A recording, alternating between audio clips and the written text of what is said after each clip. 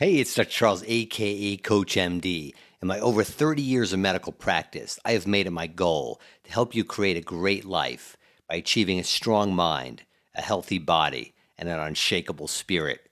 In today's review article, I'd like to go over these reports now allowing them to come out about the possible origins of the coronavirus, COVID-19.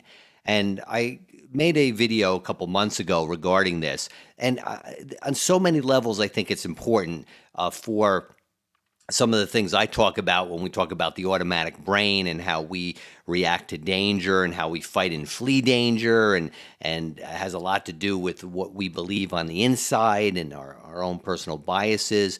But it also has to do with medical science. And in the study of diseases and the studies of infections, it's called epidemiology.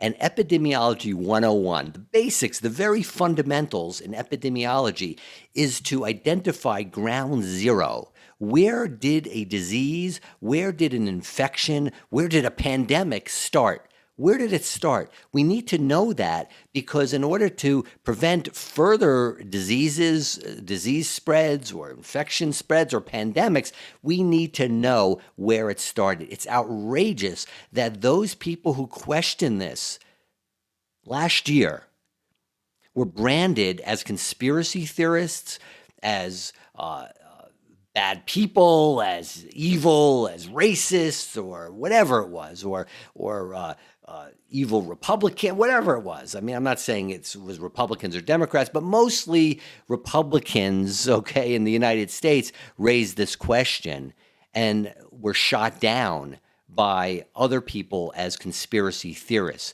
This is not politics, people. It has nothing to do with politics. This is science. Epidemiology 101. 101 is a basic college course that we say. So the fundamental, the basics in epidemiology is where did this begin? Where did an infection, a disease, a pandemic, where did it begin? And not to be afraid because of personal biases to question this. So let's go over this article here. This is a editorial in the Wall Street Journal, and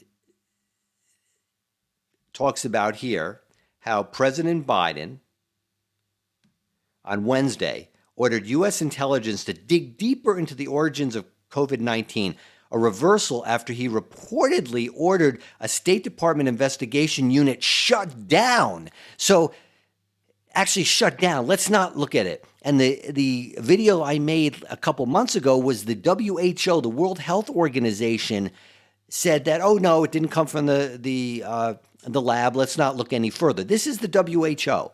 So I know people had a lot of feelings back and forth politically about the election, but this shouldn't be a political issue. This is our lives. This is our loved ones' lives. This is our world's survival. Okay? Mr. Biden is trying to cover for his embarrassing closure of the investigation. This is an opinion piece, okay?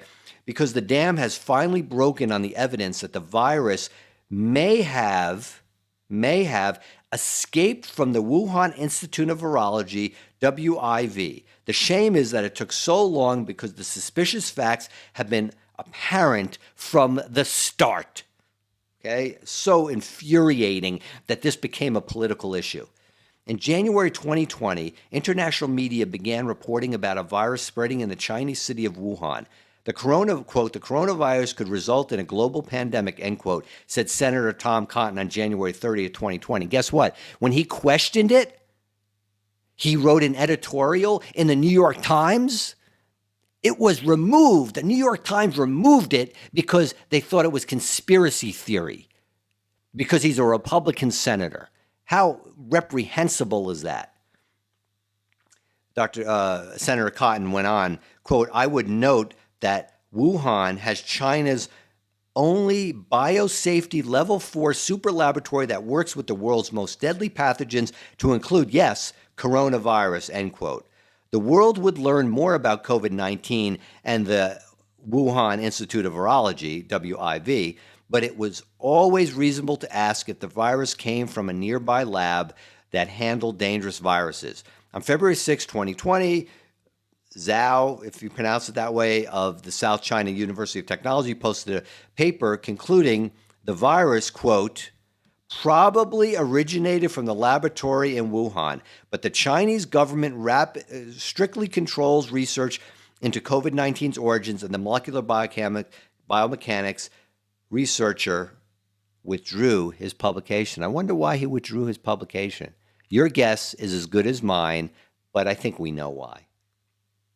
The Communist Party then went on the offense with Beijing's ambassador to the U.S. declaring that the lab leak theories were, quote, absolutely crazy and could fan up racial discrimination and xenophobia. See, this is why I think it's so important to review this, because when you start assigning racial problems or xenophobia to actual possibilities of reality, you completely shut down people. And this is a defense mechanism. This is our automatic brain. This is our primitive nature. We fight and flee that which we view as dangerous, threatening, or something that could be thought to put us in a vulnerable situation. So if there are people who disagree with us, if there are people who we don't want, let's say, to be our representatives or our president, we feel that is dangerous, we're going to do whatever, our primitive brain will do whatever it takes to fight and flee that. So that means whatever you need to do, you weaponize language, you weaponize it, and this is a primitive instinct. This is as primitive as running from a saber-toothed tiger, people. You have to realize this. So that's why I feel it's important to look at this, because it shows you how our primitive nature is capable of putting us in more danger.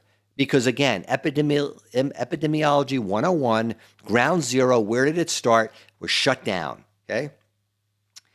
So after Mr. Cotton responded by calling to China to, quote, open up now to competent international scientists, not the WHO, who really is working for China. Really, I'm not making that up, because why did they shut down the investigation? They must have had some reason to do that. The media chose denial, quote, Tom Cotton keeps repeating a coronavirus conspiracy theory that was already debunked, the Washington Post. And, quote, Senator Tom Cotton repeats fringe theory of coronavirus origins, New York Times. These are your papers. These are supposed to be the bastions of truth. Journalists who have some spine to report truth, whether it goes against their political beliefs or ideologies. Free press is to report the truth. So infuriating, really. I just think this is, to me, beyond the pale. The Public Health Clerisy also set boundaries for allowable discussion. On February 19, 2020, The Lancet published a statement by scientists condemning, quote, conspiracy theories suggesting the COVID-19 does not have a natural origin. Although some academics quietly dissented, the document was promoted as proof that the lab possibility was, quote, debunked. So we're talking about The Lancet, a very respectable, well-regarded medical journal in the UK, the New England Journal of Medicine, and JAMA, Journal of American Medical Association. I've labeled those now the New York Times of the medical field, because it seems as though they have an agenda rather than reporting science, rather calling medical issues. Everything is spun in a certain way. This is not science. So all of those out there who say, I believe in science, well, this is science, epidemiology 101. Know the origins and don't run and hide if you're from what you may find. The Lancet statement was organized by Peter Daszak, whose nonprofit was funded research at the WIV. He had a clear interest in dismissing the lab theory, which could put future research dollars at risk. The zoologist served on the World Health Organization's investigatory team. So you see, this is all tied up. It's all woven into the fabric of, talk about conspiracy. This is the real conspiracy. How all of these people conspire to put down the the origins. Now, I know that those of you who are watching this, some of you really hated Donald Trump. So you need to look into your heart and soul and understand, did this hate that you have, that you felt he was so dangerous to you and so threatening to you, that you would do whatever it takes by all means necessary to fight and flee that danger that you call Donald Trump? Well, this is a primitive reaction. Anytime we respond and react to our primitive nature, we never get what's right for us in life. And we never get what's right for us on this planet. It's tapping into that divine part of us. Well, that's a whole other discussion. But that's why I feel this is so important. Because we fought and fled the truth because we viewed the danger on the other side. So when the journalists asked Donald Trump, trying to paint him as a xenophobe, President Trump, why do you keep calling it the China virus? And how did President Trump respond in his typical way? Because it came from China. Okay? Well, a lot of you felt that was obnoxious. And yes, it probably was a bit obnoxious, but it was the truth. It did originate from China. And now we're learning that the true origins, not only did it originate from China, but it's a very good possibility, as so many of us suspected. Even the people who said that it was debunked suspected it. They just did not want to admit it, because then the danger that they called Donald Trump would maybe have been shown to be right, and that was worse than the possibility of putting the world at danger of future pandemics, because we didn't know the true origins. Again, science, epidemiology 101, know where ground zero is. So that was totally covered up because of that danger. In May 2020, Dr. Fauci dismissed the lab theory in an interview with National Geographic, but his National Institute of Allergy and Infectious Disease had funded the WIV through Mr. Daszak's nonprofit. Even if U.S. funding didn't go directly to the research that potentially caused the pandemic, it's still problematic. I would agree with that, wouldn't you? Prominent Republican officials like Mike Pompeo and Donald Trump began to support the theory, but they were accused of trying to distract from the administration's pandemic missteps. Dr. Fauci's dismissal also came as news reports relished the divisions between the White House and scientific advisors. CNN declared that, quote, Anthony Fauci just crushed Donald Trump's theory on the origins of the coronavirus. Thank you, CNN, for educating us. Thank you, New York Times. Thank you, Washington Post. Thank you, The Lancet, for creating this, putting this bubble, not allowing us to nip this in the bud and understand true science. You should be ashamed of yourself, really. The dominant narrative eventually ran into a problem. No one has discovered a natural origin for COVID-19, and new information is making a blanket denial of a lab leak indefensible. The most significant disclosure came from Mr. Trump's State Department in January. Quote, the U.S. government has reason to believe that several researchers inside WIV became sick in autumn 2019 before the first identified case of the outbreak, with the symptoms consistent with both COVID-19 and common seasonal illnesses, the fact sheet read. It noted that WIV maintains links with the Chinese military and had not been transparent or consistent about its work on viruses similar to COVID-19. The Biden administration largely accepted these findings in public, though, and even Dr. Fauci recognized the possibility of a lab leak this week. Oh, how convenient. Now that your big threat is gone, meaning Donald Trump, you can now come out with the truth. Well, it's a little late, right? And you may look at me, oh, he's a Trumper. Oh, I'm a doctor, right? I believe in science. Yeah, I believe in science. Yeah. So I want to know where this came from, where it originated, the truth. Okay? Can we handle the truth? Well, it depends how deep your hatred goes. I have to say that, really. I really have to say that. And before I go any further, comment, let me know what you think. Do you think I'm out of it? I'm out of touch? Do you think that I'm going too far? Comment below. Let me know. Let me know how you feel. And while you're at it, subscribe to my YouTube channel. I think there's some good content there that goes that really spans the gamut of mind, body, and spirit. And I'd like to hear from you. Subscribe and hit the notification little bell so you'll know when I come out with a new video. So anyway, let's go on with this. The WHO's Wuhan visit this year produced little new information. That's what I talked about 2 months ago, but ruled a lab leak, quote, extremely unlikely. Oh, we can really trust the WHO on this? Yeah, right. National Security Advisor Jake Sullivan criticized the inquiry. Even WHO Director General Tedros, I'm not going to try to pronounce his last name, called for further investigation into whether the virus came from a laboratory.